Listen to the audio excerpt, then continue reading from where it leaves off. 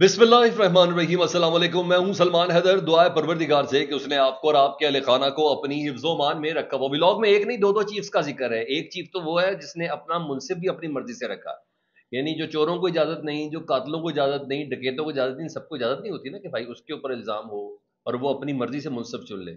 जी हाँ, ये हो गया, ये हुआ। जिस चीफ की मैं बात कर रहा हूँ, एक दूसरे चीफ है, उनसे बकायदा तौर पर वजाहत तलब कर दी गई है, उनसे वजाहत तलब करी गई है और ये कहा गया है आप नहीं कहना चाहते तो ISPR के जरिए वजाहत दे दें, और ये वजाहत भी गैर मामूली अल्फाज के अंदर मांगी गई है।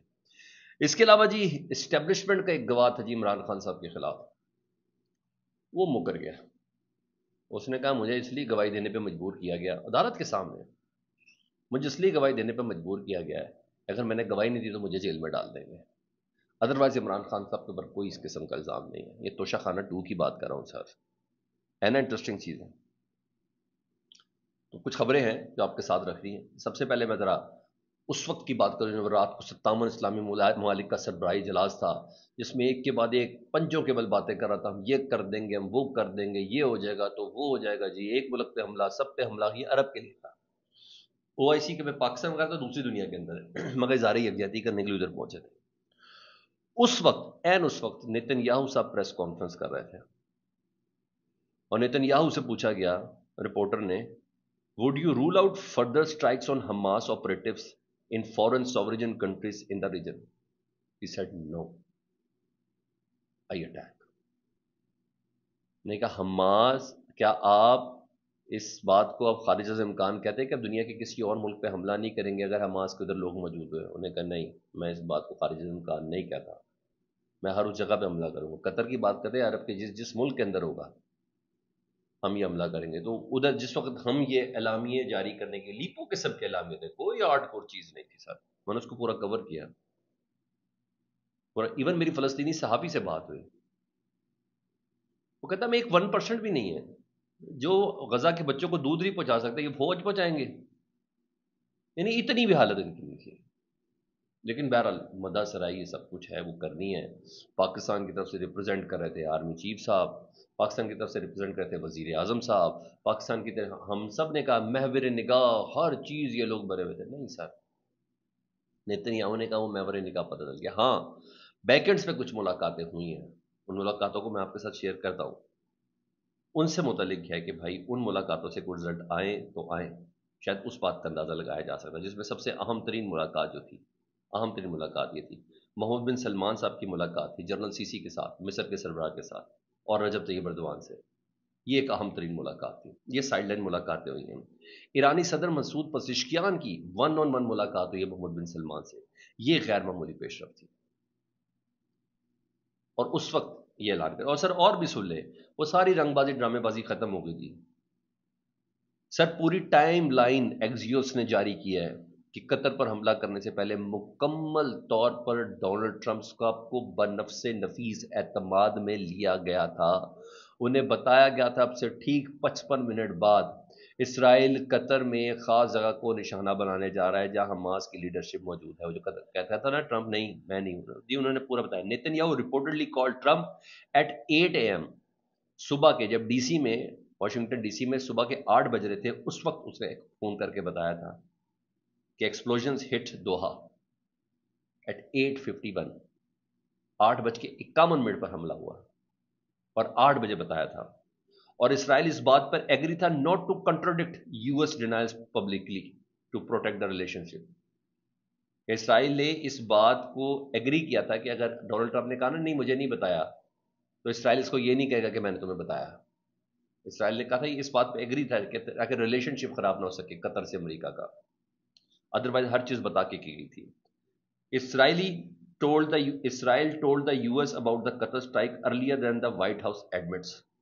ठीक है जी, इसराइली ऑफिसर कहते हैं Trump knew about the strike before the missiles were launched if he had wanted to stop it. अगर वो चाहता ट्रंप के रोक दे तो वो रोक सकता था, he could have in practice but he didn't.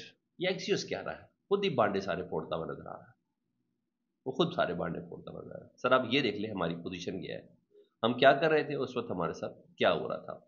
अच्छा जी, मैं जरा अडयाला जेल की उसकी बात करूँ, फिर वो 2 चीफ से मुतलिक बात करूँ। सर कल अडयाला जेल में समात थी तोशाखाना 2 की, اور 7-8 گھنٹے وہ سماعت جاری رہی.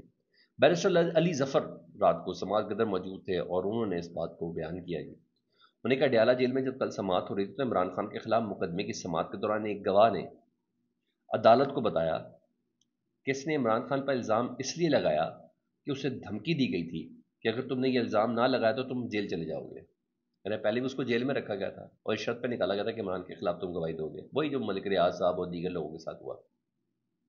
اور اب اگلی سماعت پہ آپ کو پتا ہے عمران خان صاحب کا ملٹری سیکرٹری اور ڈپٹی ملٹری سیکرٹری دونوں، ایک بریگیڈیئر اور ایک کرنل، دونوں کو گواہی کی، کیونکہ اس لیے بلایا نا کیونکہ سویلین گواہ ٹک نہیں رہے. جب کہا جاتا نا میں خدا کو حاضر ناظر جان کے کہتا ہوں جو کہوں گا وہ سچ کہوں گا، قرآن پہ ہاتھ رکھ کے سچ کے سوا کچھ نہیں کہوں، اگر میں جھوٹ بولوں تو مجھ پہ خدا کا قہر نازل ہو. سر ایک بار نسلوں کی روح کانپ جاتی ہے قرآن پہ ہاتھ رکھ کے اتنی بڑی قسم کھانے پہ، وہ بھی عدالت کے سامنے. یہ والی چیز ہوتی ہے. اور ادھر ایک بڑی انٹرسٹنگ چیز اور ڈیولپ ہوئی، وہ بھی ذرا سن لیں سر. وہی ہوا، ایک تو پاکستان تحریک انصاف کے جنرل سیکرٹری سلمان اکرم راجہ صاحب اور دیگر مرکزی قیادت آج دوپہر 2 بجے نا اسلام آباد میں ایک اہم پریس کانفرنس کرنے جا رہی ہے. وہ اعلان میرے خیال ہے 26 ستمبر کا ہے نا، 26 یا 27 ستمبر کا پاکستان تحریک انصاف پشاور کے اندر جلسہ کرنے جا رہی ہے عمران خان صاحب کے حکم کے بعد. اچھا یہ دوسری بات یہ جی، چیف جسٹس اور ایمان مظاہری صاحبہ کے درمیان آپ کو پتہ پھڈا ہے، اور جس معاملے پر یہ پھڈا تھا نا وہ تھا مارنگ بلوچ کی ای سی ایل میں نام ڈالنے کے حوالے سے. سر چیف جسٹس اور ایمان مظاہری کے درمیان تلخ کلامی کا اٹھنے والا طوفان ابھی نہیں تھما سی، اور آج وہ سفری پابندیاں تھی، آج پھر وہ سماعت کے لیے مقرر کر دیا گیا. آج پھر ایمان مظاہری، اور یہ پھڈا ہے، میں آپ کو پہلے بتا دوں آپ کو، آج پھڈا ہے ایمان مظاہری اور سرفراز ڈوگر صاحب کو کہ ایمان مظاہری بالکل سیدھی ہو گئی ہیں. ایمان مظاہری نے سی سی ٹی وی فوٹیج مانگی ہے، ایمان مظاہری نے اچھی خاصی گروپنگ اکٹھی کر لی ہے. ایمان مظاہری نے کل جنسی ہراسگی کا جو کمیٹی ہے اسلام آباد ہائی کورٹ کی، جس میں رسم رفت 3 جس کی سربراہ جسٹس، ان کے سپرد انہوں نے کر دیا تھا. تو ہیٹ بڑی زیادہ ہے جی، تو معاملہ آج بگڑنا ہی بگڑنا ہے، اور آج پھر چیف جسٹس صاحب کی طرف غیر معمولی صورتحال پیدا ہو سکتی. لیکن ادھر ہوا کیا جی، جب ایمان مظاہری صاحب نے درخواست دے دی تو ظاہری بات ہے وہ کیا کہتے ہیں بنیادی انسانی حقوق ہراسمنٹ، ورکنگ پلیس پہ ہراسمنٹ کے حوالے سے انہیں 3 رکنی کمیٹی بنا دی سمن رفت امتیاز نے. 3 رکنی کمیٹی میں انہوں نے اپنے آپ کو رکھا، جسٹس سردار اعجاز اسحاق خان کو رکھا، جسٹس ارباب محمد طاہر کو رکھا، انعام امین مناز کا نام نہیں رکھا. پھر رات کو جب سارے الزام کس کے اوپر ہے، چیف جسٹس سرفراز ڈوگر کے اوپر. چیف جسٹس سرفراز ڈوگر نے کیا کیا جی اسی کیس پہ، انہوں نے رات کو کمیٹی توڑ دی اور اس واقعے کی تحقیقات جسٹس سمن رفت کی بجائے انہوں نے جسٹس انعام امین منہاس کو رکھ دیا. یعنی ملزم کہہ رہا ہے کہ میرے سے یہ بندہ تفتیش کرے گا، یہ تفتیشی افسر بھی ملزم کی مرضی کا ہے. یہ والی حالت ہے جی. حالانکہ میں کہوں پاکستان میں چوروں قاتلوں ان سب کو یہ والی بات میں، لیکن ہمارے چیف جسٹس صاحب کو یہ بات میسر ہے. یہ بہت بڑی بات ہے اور اس کا امپیکٹ بڑا کرا رہا ہے نا سر، امپیکٹ بڑا کرا رہا ہے. سمن رفت امتیاز کا انعام ان کو ہراسمنٹ کمیٹی کا بقاعدہ اور نوٹیفیکیشن جائے فیصلہ مجھے پتا نہیں جی کوئی ہراساں نہیں کیا، اس نے یہی کہہ رہا ہے. بہرحال یہ بات یاد تک پہنچی. ادھر سر علی امین گنڈا، اب ایک تو ایک چیف صاحب سے یہ کا آج معاملہ کیا، دوسرا علی امین گنڈا پور سے نے وہ صاحب نے army chief general Asim Munir صاحب سے جواب طلب کیا. انہوں نے کہا پوری قوم کی طرف سے گزارش کرتا ہوں کہ آرمی چیف صاحب وضاحت کر دیں کہ ججز پر پریشر آپ تو نہیں ڈال رہے، یا آپ کی طرف سے ڈل رہا ہے یا شہباز حکومت کی طرف سے ڈل رہا ہے یا پھر پنجاب حکومت کی طرف سے ڈل رہا ہے. برائے مہربانی آپ یہ وضاحت کریں یا آئی ایس پی آر کی جانب سے وضاحت کریں تاکہ عوام کو بھی واضح ہو جائے کہ اصل پیچھے بندہ ہے کون. پھر انہوں نے کہا ایک دوسرے کی ٹانگیں بعد میں کھینچ لینا، ہیرو بعد میں بن جانا، ہیرو صرف عمران خان ہے. تو یہ بتاؤ کون بندہ جلسے میں کتنے بندے لے کر آ رہا ہے، یہ انہوں نے کہا جی.